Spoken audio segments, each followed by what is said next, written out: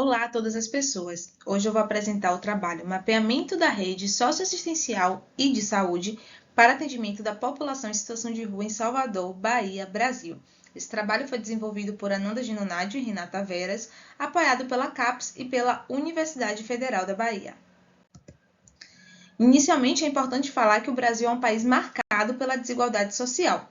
Fatores como a colonização portuguesa, a escravização, a ausência de medidas reparatórias, o racismo, discriminação de gênero e o modelo de Estado neoliberal contribuíram para isso. Então, nesse contexto, o número de pessoas em situação de rua vem aumentando após cada ano no Brasil. Estima-se que em 2020 existiam 221 mil pessoas aproximadamente nessa situação. Segundo Calmon, a pobreza extrema e a falta de amparo social são as principais condições que fazem as pessoas viverem das ruas e nas ruas. E as condições de vida dessas pessoas são muito precárias. Elas estão ali submetidas a intempéries ambientais, expostas à violência, a prisões arbitrárias, insegurança alimentar e o uso de drogas muitas vezes vem como uma estratégia para lidar com esse sofrimento. O Estado, então, tem um papel decisório na gestão de políticas públicas e no cumprimento do seu dever constitucional em garantir liberdade, dignidade, cidadania, acesso à saúde e à assistência social. O SUS, Sistema Único de Saúde, e o SUAS, Sistema Único de Assistência Social, então, são os responsáveis pela rede para o atendimento da POP Rua. O objetivo desse estudo foi mapear e identificar qualitativamente os serviços da rede de saúde e de assistência social destinados para o atendimento dessa população na cidade de Salvador.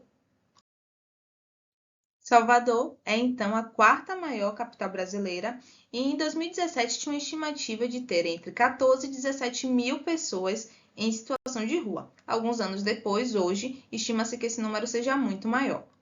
Esse trabalho tem uma metodologia exploratória de cunho qualitativo e foi dividido em 2 momentos. No primeiro momento, nós estudamos 3 documentos fundamentais para o estabelecimento do SUS e do SUAS aqui no Brasil, e eles nos deram um panorama nacional dessa política. No segundo momento, nós empreendemos buscas em sites de empresas, sites governamentais, que gerem as políticas públicas voltadas para a população em situação de rua na cidade de Salvador, para conhecer a realidade local. Desse modo, os documentos, portarias, notícias encontrados foram analisados tendo como referencial a análise de conteúdo. Foi criada essa matriz de análise a partir dos níveis de complexidade do SUS e SUAS, e os resultados foram: no Sistema Único de Assistência Social, existem serviços de média e alta complexidade para a POP Rua. No SUS, Sistema Único de Saúde, existem apenas serviços de baixa complexidade para a POP Rua. É importante ressaltar que essa população ela pode ser, obviamente, atendida em qualquer serviço público, mas, para fins de análise nesse estudo, nós escolhemos analisar apenas os serviços específicos para a população em situação de rua. Então, a realidade encontrada em Salvador no âmbito da assistência social foi que existem 4 centros POP, uma ampla equipe de abordagem social que cobre toda a cidade e 10 serviços de acolhimento, que são abrigos para essas pessoas dormirem. Já na saúde, existem 5 equipes de consultórios na rua e 2 pontos de cidadania. Como pontos para discussão, nós levantamos o fato da Constituição brasileira ressaltar a saúde e a assistência social como um direito. Entretanto, percebe-se que existe uma manutenção das vulnerabilidades e violências sofridas pela POP Rua. A importância do Movimento Nacional da População em Situação de Rua, que é um movimento social, em dar voz e manifestar as demandas dessa população.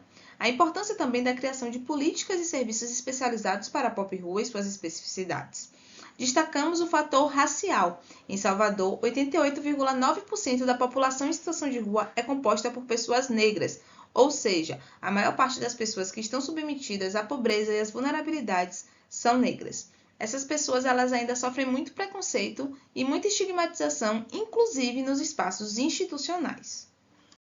Por fim, é importante ressaltar que no Brasil houve um avanço na garantia de direitos para a POP Rua, entretanto, existem aspectos que precisam ser melhorados. A importância de fortalecermos e apoiar as políticas públicas e os movimentos sociais, e a necessidade de novos estudos que, inclusive, escutem essa população. Essas são as nossas referências. Muito obrigada.